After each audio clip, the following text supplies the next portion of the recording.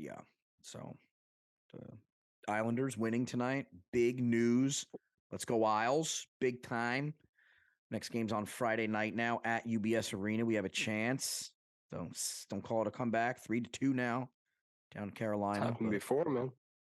It has. They were saying like three And it times was in a the hell last of a 4 game years or today. something. Well, I mean, I'm talking just in sports in general, man. Yeah. Happened before.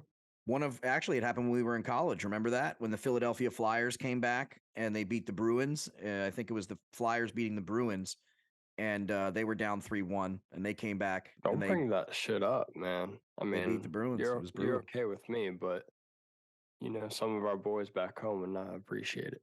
Yeah, it's okay, man. Whatever, dude. They know I'm New York sports around here. I'm just thinking of Jeff right now.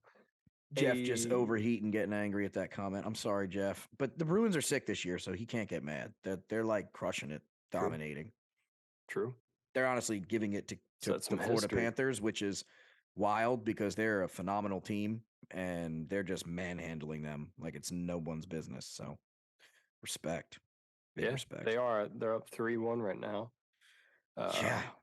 I mean, all great series in hockey. In history, I think, right? Yeah, best season in history, and even the NHL playoffs right now. Huge games. And most series are tied up. 2-2, 2-2, 2. Like they're all they're very close. The only ones that were a blowout were the what's it called? The Bruins and the Toronto Maple Leafs are giving it to the Tampa Bay Lightning, which is surprising. Not that surprising because they've been on a downhill, but it's crazy. Crazy to see the defending champs getting smacked around. Take it. Yeah, man. But yeah, so I'm hyped. You're stoked.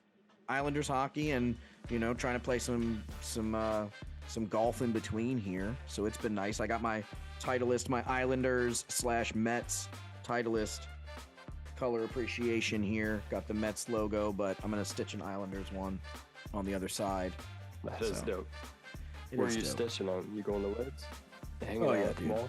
Lids is the premium hat stitch Association of America. Okay. So sound Canadian, eh? Yeah, if you don't get it stitched at Lids, you might as well just take that Labette blue and shove it, boy, because let me tell you. Labette. Yeah, Labette blue.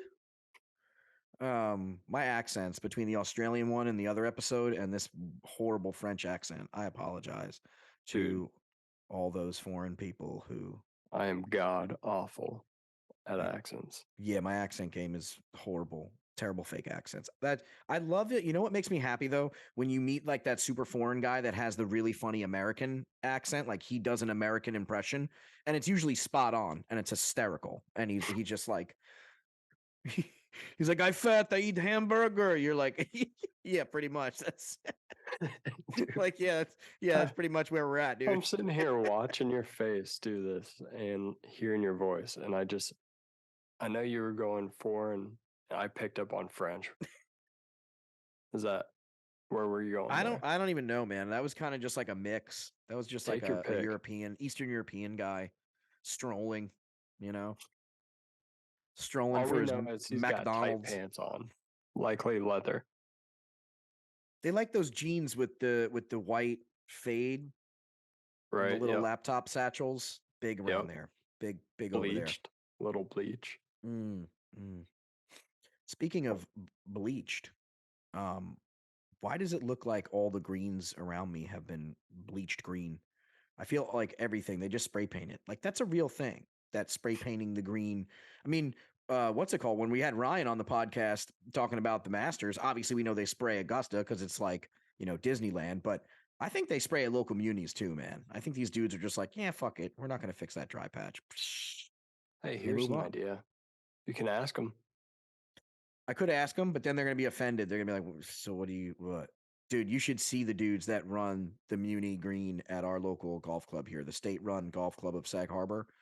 It's ran by like 3 old like Army vets, and they don't fuck around, and they're just like nasty at golf. And they just, they just kill it. And there's like 8 wild cats just like running around. It's a free for all down there. Not bobcats. No, we don't have those on Long Island. Just cats from the streets. Just street cats, Streets in New York. Just tough street New York cats. Yeah. Yeah. Kind of like Ninja Turtles, but with cats. Yo, did you see the new trailer for Ninja Turtles? I did not, but I did see the Super Mario movie, so I am up to date on my somewhat cartoon movies. You saw it with Caius? We dressed up. Oh, I saw. Yeah, Caius dressed up, had the Mario outfit on. Nice. Yeah. Nice. Hey, dude, that movie is pretty dope, honestly. It honestly is. I'm waiting for them to do the Mario Golf reboot because we saw, I think there's a commercial for it. I think there's a commercial for a Mario Golf reboot. Dude, I've been saying I need to pick up. If anyone's got one, hook me up or send me a link, man. I'm trying to pick up an N64 for Caius. eBay. And myself. Mostly myself. I have one sitting in the room right next to me right now. There's an N64 I'll take it. In there. I'm not giving you that. That's my relic. Sorry, Caius. I love you, but Uncle Sherm ain't giving you his prized N64. Dude, I want to play and I need to play the story for Mario 64. That was one of the best movies or best games ever, aside from Donkey Kong 64. You put the Rumble Pack in there. First time you experience the Rumble Pack, you're like, this is, yeah. And then the Tiger Woods games, forget it. They had them for GameCube too. I was a GameCube guy. Oh, GameCube. Yeah. I used to dice a little bit with Dave Mira, BMX. My parents didn't love me, so they bought me a GameCube instead of a PlayStation or an Xbox. So, and speaking of Tiger Woods, between that, the reboot that he's doing of the Tiger Woods game, and he's doing his mini golf courses all across, my parents went to one and they had a great time. They were in Florida on their little vacation doing leisure, and they went to the Tiger Woods, whatever, putt and chip place down there, and they had an amazing time. Yeah. And they said it was like awesome. Sports TVs in the inside. It's like a sports bar. You get to hang out. You can drink, do your little thing. Dude, they said it was a great time. Never happened. This never happened. Oh, it's never happened? Oh, never happened. Brucey. Dude, didn't take anything. Yeah. No proof. Yeah, Bruce isn't the best golfer. So I think my mom actually provided the evidence of the day. She was kind of sinking putts, but I don't think my dad did very well. The couple they went with, I think, did better because I think they actually go fairly often. True. Yo, speaking of mini golf, went on a bachelor weekend to Gatlinburg this past weekend, and I am happy. Is that Tennessee? Where is it? Yes, yeah. I thought and so. I'm stoked. Look at my geography. I know. Look at you, man. You got a little bit of knowledge in there somewhere. Yeah. Good for you. No, but I'm stoked to say that mini golf and the classic game, American game of putt-putt, is still alive and well there. Dude, they have probably 100 mini golf places between Pigeon Forge and Gatlinburg. It's unreal. So Tennessee is the spot. if you want mini golf, go with the boys and play like 380, whatever the math works out to, holes of mini golf at different places, that is the place to go. That would be a good bachelor party, like getting one of those, like, like the drunk limousine things, and then just instead of bar hopping, you're doing mini golf hop. It's amazing. I mean, I'm sure you could have a good time. That's not what we did. No, but that's amazing. You did part of that. That's awesome. There were. Yeah. That's great. Mini golf's always a good time. They have a good local one here. Shout out in Montauk to Puff and Putt. Classic name. Shout out to the Coochie family who has been running the place for over 40 years. The Coochies. And the course is sick. They have a bunch of little obstacles. You can rent paddle boards and kayaks, and there's a lake. It's on a lake in Lake Montauk, and you can do the little, like, boat around, little putt around. It's so nice. That looks or sounds dope. Yeah, it's awesome. You can do mini golf, and then they have an arcade upstairs. I saw it on my mind. So that was like what we used to do when we were kids. You do the arcade upstairs, try to win the prizes, and when you lose, you go down, play mini golf, and then you do the little paddle boat thing. Freaking epic. And it was our whole childhood. And they were famous for their 18th hole. Most mini golf is they have the 18th hole thing.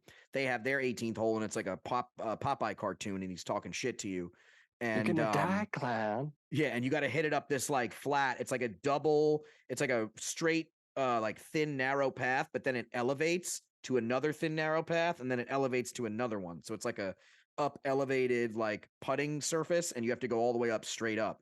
You can win a game pretty easily if you're a good putter, but I've won a few free games in my day, but I actually have one sitting in my truck right now and they never expire. So like I won it like 15 years ago and I went by, I was like, dude. Hey, can I still use that? And she was like, absolutely, bring it in. It's the same card. I'm like, epic. You wear it on a chain around your neck. I guarantee it. Right, do you kidding me? That's the proudest thing in your life. Good for you, buddy. Oh, it makes sense though. I'd be so stoked. It's a great spot, man. Probably never even used that. There's another place in town too. This place called the Clubhouse. They do mini golf. It's a little more simplistic there. It's more kind of just like simple mini golf, but they do a little fun one too, and it's pretty cheap. So but there's some mini golf options out here, and then they have one in Southampton near us. But so yeah, Long Island, East End, got a couple options, but nothing like Tennessee where there's a million. Good for you, dude. I was just, it was awesome to see, to be honest, because around Cincinnati, man, it died. There's not much. But you have a lot of golf. We have a lot of golf. You have a shitload of golf, I feel like. Mini golf, man. I remember like traveling around the US and, in the late 90s with the family, early 90s too, but especially going down in like the South, going down to Florida, visiting family. Like that's something we always did when we were down there. We'd go around and play. I remember playing like, because everybody can do it. Yeah, and there would be like the row of them, you know what I mean? One after another, different theme. You have like the pirate. Right. It was like a family-owned joint. Like people just decided. Cave. Yeah. Oh man. Alligator Alley. You got like, come pet an alligator and everything looks like old Florida just shat everywhere, basically. Yeah. 100%. That's hilarious. But yeah, man. It was sweet. It was a nice old bachelor party with some guys that I never really hung out with, but the whole crew was awesome. And now we're bonded for life. Yeah, dude, the Batch Bros. It was sick. We went on a hike up in the mountains. Actually turned south pretty quickly. Hope this kid is doing all right, but like a Bear Grylls scenario. He was like 7 years old and under this bluff. I guess he like was running and tripped and like fell down this pretty rugged area, like 20-25 feet, hit some rocks. And the crew that I was with, there was a number of like doctors or like an ex-nurse. So like, okay, got a little probably the best crew that could stumble upon this, basically. Sure. And one of the guys checked him out that we were with and sent him on his way, but he was pretty beat up. And then we hiked up the mountain a little ways because no one had service. Called in 911, made sure that someone could meet those guys down the hill, or not even the hill, the mountain. But yeah, dude, that was insane. Wow. Little craziness on that. Wow. It's just crazy, man. But, it just goes to show you, like, I mean, you got to take that shit pretty serious when you're up there. That's why I don't like, go on a bunch of all these hikes and camp stuff. Like you said, you got to be careful. You got to plan that shit out. Well, yeah. It's not like going golfing and you're like, I'm sitting in a cart and everything's great. It's like, when you're camping and hiking and you don't know the area and you're like new to a place too, that's the worst feeling. If you get caught in a scenario, it's like, dude, yeah, worse. I mean, they had like an hour hike down the mountain, so that the father would have to carry the kid. And, luckily, there was a couple other people that were going down the mountain that had some type of medical experience, so they walked with them. But otherwise, we probably would have just given the guys that were with the crew. You know what I mean? Did you guys do any golfing on the trip? No. I mean, the crew that I was with, a lot of them aren't big golfers, which is totally well, you said fine, doctors and medical people, they don't have fucking time to golf. No, man, they're fucking saving lives, bro. Yeah, that shit takes like 4 hours a day. And nobody can use that. No, I totally get it. I talked to little golf with a number of them, but overall that wasn't like a priority of the weekend, which is totally fine. But we had a great time. had some sky bars, you know. I still hit the greens, if you know what I mean. So, you know, I'm still pulling out the old 9-iron and taking a whack here and there. There it is. That's and be sure when you're not playing golf, you get your garage practice. Have you transitioned your garage golf game to be a little more formal? How have you transitioned? Because you've switched courses. Brendan, if the listeners don't know, moved into a fancy schmancy new mansion, and Hardly, he bro. has a monstrous 40,000 square foot garage, which he now has a. Hey, go ahead and give him my address. Yeah, his address is 1234 Go Fuck Yourself Avenue. And appreciate yeah, he that. has a big garage in there. And tell us about the new setup, dude. How's the new garage feel? Dude, I honestly I don't have clearance in the new garage, just given the style home, which is totally cool. It's unfortunate. It took a few weeks for me to kind of get over that, but I got a putting mat in my basement and kind of so you got your putting mat, quote unquote layer here. But yeah, dude, that's actually helped my game a little bit. I've lost everything between any type of wood up to driver. I cannot hit, but is it just because your lack of everything else is playing, pretty like with the solid. lack What's of that? is the lack of consistency, or what's the reason you think, or you're just trying to work on too many things, or what? Oh, dude, it's all of the above, to be honest. I mean, I don't get out, you know, to hit the driving range as much as I'd like to. And when I do have an opportunity to get out, I just want to play, you know what I mean? And it's hard to work on your game when you're playing and trying to score low, but we still do it. Everyone does it. Do they have a local pass, like where you can get like unlimited range session for the whole season, and then you can just stop like 15 minutes before work or something, or like 15 minutes after work, like kind of steal hideaway, kind of make the time? I could probably do something like that, but you know what I mean? It's just like, if I'm going to get out, I just love playing, you know? Yeah. But with that said, no, I mean, I know what my issue is, man. I talked about it a little bit last week, was just like, I kind of hit those clubs a little steeper than I should. You know what I mean? And I kind of hit them like I do my irons, and I hit my irons fairly decent.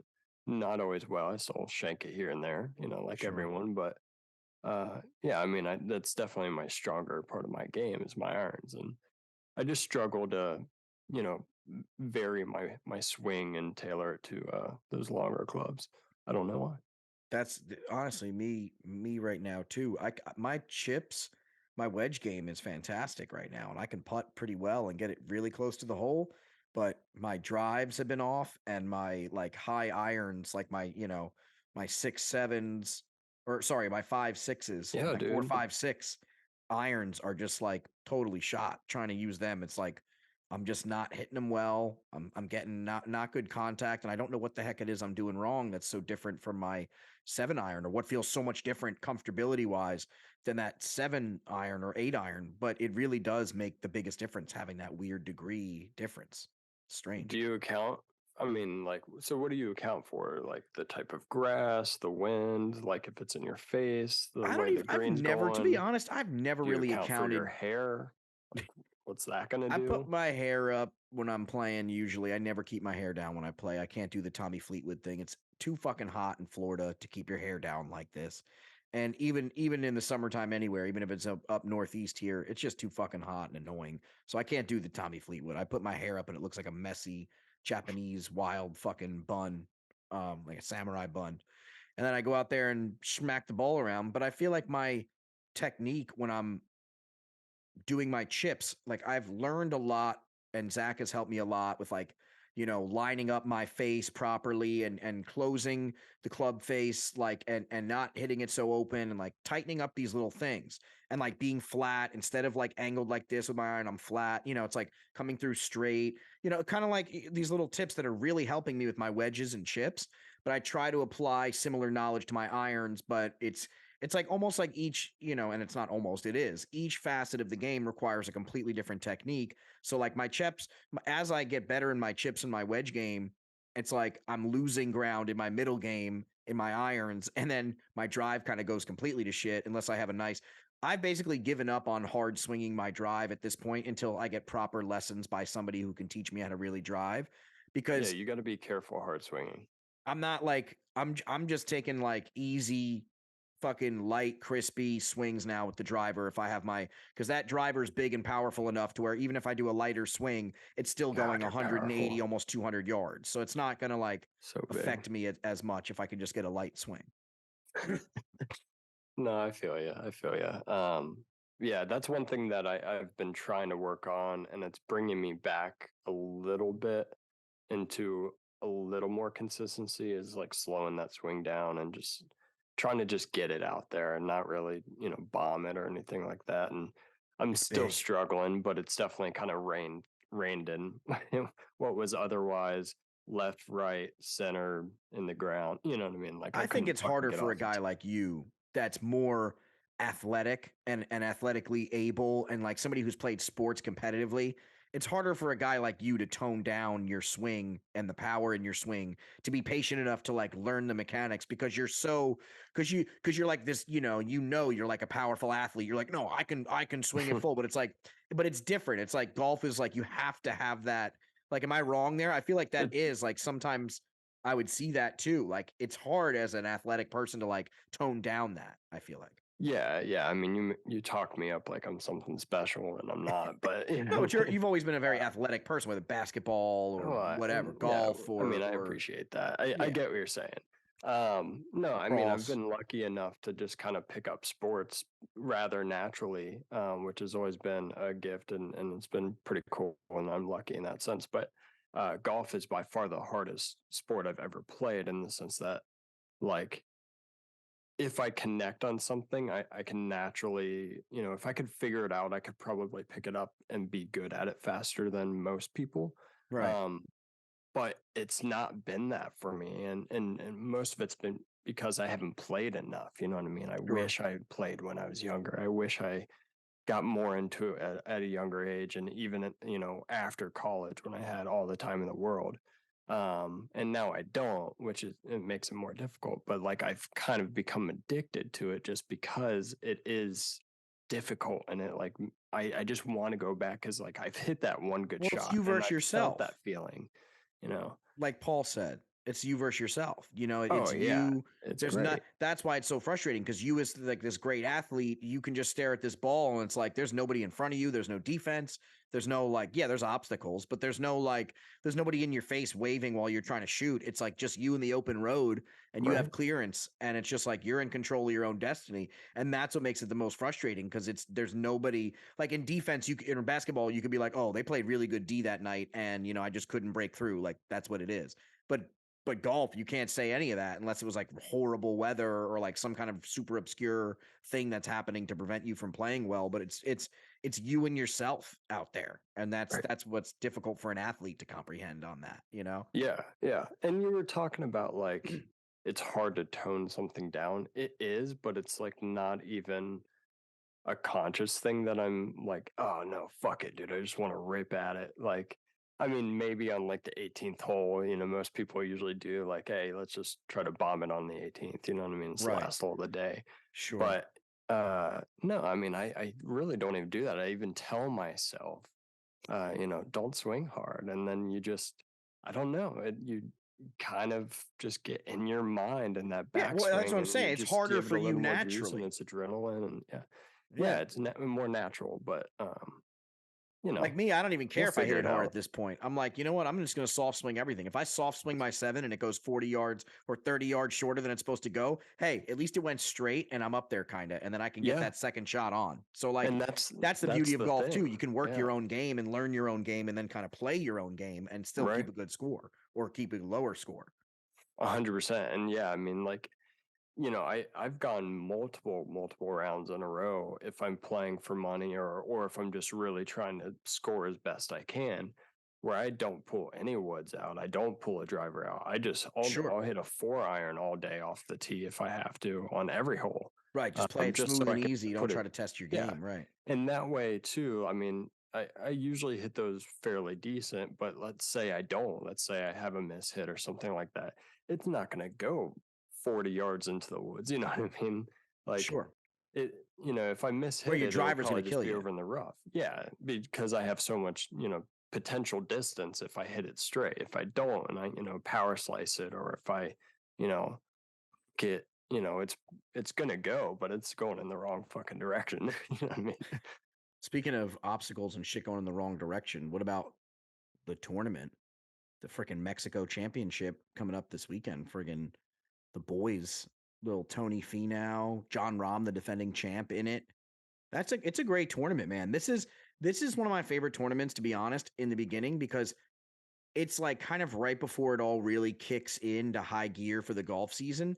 And it gives these young guys, these young bucks, the rookies, and now that Liv is separated and splintered the league, it now gives this tournament a lot of interesting character because you brought in a lot of young, fresh talent mixed with some of these guys. It's going to be interesting. It's going to be a bloodbath. It's not going to be some easy walk in, okay, whatever. John Rahm might have to come in swinging to keep this thing, or Tony might have to come in swinging to, I picked Doug Gim to win it. Shout out to Doug Gim, GSE baby. I picked Doug Gim. Yeah. Damn, that's Dougie my winner this week, dude. He's always a sleeper for us. Sleeper, and this is his course. Sleeper pick it. He likes this course. Yo, I got a fucking cough. Hold on a sec. Hey man, you cough while Brennan's dying. The podcast is brought to you by this PGA beer that I'm drinking, by Sailfish Brewing Company out of Florida. It's the Southern Pale Ale, PGA Pale Ale, and it's pretty delicious, I will say. If you were to make me rate it 1 out of 5, I would give it a solid 3.75, like on the high end, like on Untapped. I'm giving it pretty solid for a light beer. That's pretty solid. No IPA rating on over 4. We can't do that. But pretty solid. Brendan's back from choking. What's up, Brendan? Man? I almost died randomly, dude. Something got me. An invisible spirit of some sort. Ghost. Do you think Rahm can do it? I mean, obviously he can. I think he'll give it a run. He's had a week off, right? Yeah. Do you think you lose that pressure though? I always think that. Like when you win the Masters or something big like that, like does it deflate your fire? Like, do you get is that like the pinnacle? And then it's like, man, you blew your load early for the season. Now everything's going to feel like nothing, No, I don't. And especially not in golf. Because, I mean, yes, like the Masters is the fucking Masters, and it's, the first big tournament aside from the players, right? So after that, you're like, okay, maybe there's not another Masters, but at the same time, there are other majors, you know what I mean? So right. You're not, I think there's still pressure on him. Do I think he puts as much pressure on himself to win each week? Outside of the following majors that are coming? No. But I do think he wants to win, obviously. Can I ask a follow-up? I think it's just more, a tune-up type thing. He's figuring things out. Let me give you a follow-up. What if it's not even about that as much as it's about the legacy, right? Because he wants to leave behind. Like, what would have happened if Tiger didn't... children. Well, like what would have happened, right, in golf? Think about this. What would have happened in golf if Tiger didn't leave behind this massive, just like dominating legacy as powerful as it was? Like a guy like John, like did he almost leave too good of a legacy for any player to even like give a shit on that same level? Like, or because I feel like John Rahm right now in his head isn't thinking every day, every minute of every day, being like, I have to chase Tiger. I have to chase Tiger. I have to win. Now I have to win all these majors. Now that I won the Masters, I have to follow this up with this legacy for the next 3 years to like kind of give my name in the Tiger ring. Like I feel like he's really the originator of that. And without that, would you have had these golfers be more fueled to like, or would they have been more fueled if they know the milestone is more reachable? Is it so out of reach that it's like, fuck it. You know what I mean? Or, I mean, and I don't know if this is the answer. I'm just thinking this way. Right. I'm asking your thoughts on it. Yeah. Well, yeah. And I'm just also saying, what if this was a different scenario? Tiger's so far out of reach that anyone else that just has a pretty awesome career or, nice career for an average fucking human being, because Tiger is not superhuman, right? Would just be on their own level in history. Sure. You know what I mean? Right. Maybe if Tiger never happened, maybe Anthony Kim actually would have done something. You know what I mean? That would have been sick if he came back. I know his story, but yeah, It's good luck crazy to to think him. I about hope he that. comes back. That'd be awesome. Like, think that legacy though. Like, it's just crazy to think. Like, even Rahm having such a good year. Like, even if he wins the next 4 tournaments, like he's not even gonna hold a candle to what Tiger did, even close. And it's like Scotty tried to do it last year. It's like, oh, everybody was like all on Scotty. Yeah. He's the best. He's the greatest. Everything's great. Like, okay, that's great. Now it's like the buzz is even faded. Now it's like, all right, John Rahm. It's like that buzz is gonna fade too. Like Tiger was the only thing that was like that talked about for that long, consistently for that many years. Just boom, boom, boom. Oh, for sure. You know? No, he is. I mean, and at least in my opinion, even outside him not having the most majors won, at least not yet. I don't know. You never know. Maybe he finds a tournament down the road, like we were saying, that was just perfect for him and Sure turned out to be a major, and somehow he scrambled through and made it. But I don't know. Like, Jack Nicklaus, people would say that Tiger was the better golfer just from like a statistic standpoint. His win percentage is absolutely fucking insane. right. But maybe another guy just has a nice career that turns out I he hope now ends up with 10, 12, 13 majors. You know what I mean? I hope it's like Matt Fitzpatrick, man. I hope it's a kid like that that's just like It comes could out be. We were talking blazing and about just longevity with him. right, longevity. He's a longevity golfer. I mean, that's and just to talk about this weekend specifically, like Mexico, there's obstacles there, a lot of sand. I know that it's a resort course, so it's generally on the fair side to like play with. Like it's not some Augusta level undulated craziness. It's a good course to have a fair shot, kind of for anybody to win. And I think that it's going to yield a fun weekend of golf. To be honest, I think it's going to be a good one.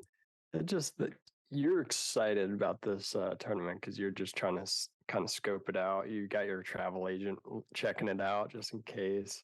Yeah, just in case Good Lies Golf has a sponsorship, this is the only tournament I'm really dying to do because it's a nice Caribbean vacation, Mexico vacation. That would be your dream. Would go to the Mexico Open and just buffet it up. Free buffet.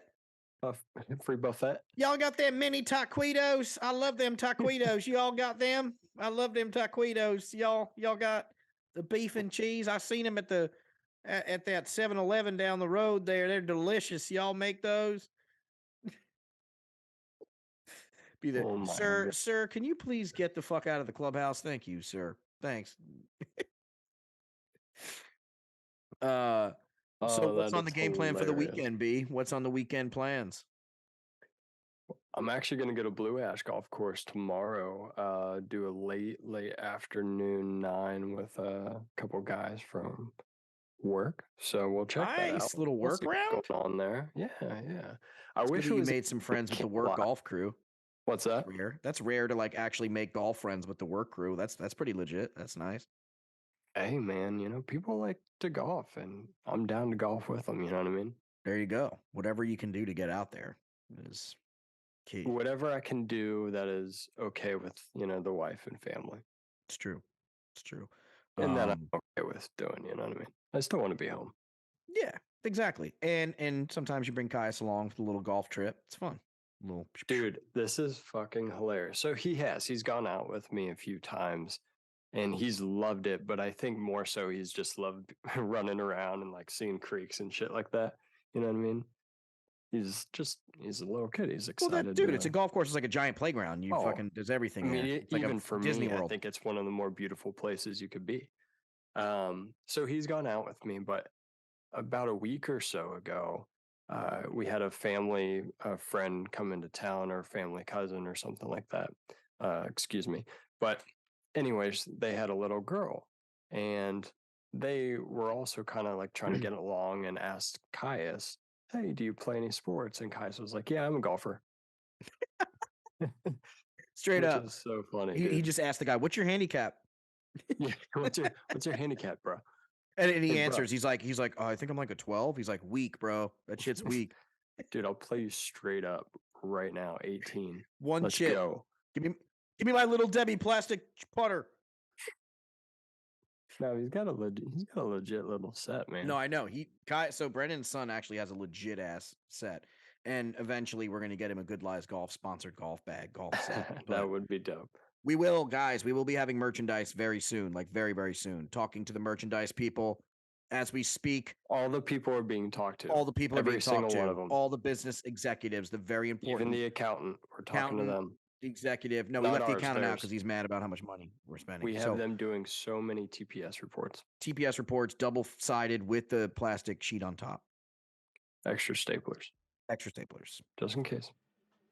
And that concludes another valuable episode of Good Lies Golf. Oh, shit. All right. Yeah.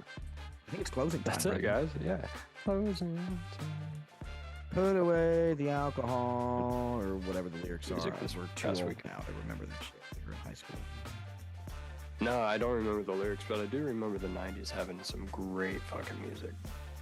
Shout out to the 90s music. That's our final note. Bring some more 90s back, music. Dude. Bring it back. Some Stained. Enough with just the pop dance music. Enough. Some heartfelt. Enough of that shit. All right, well.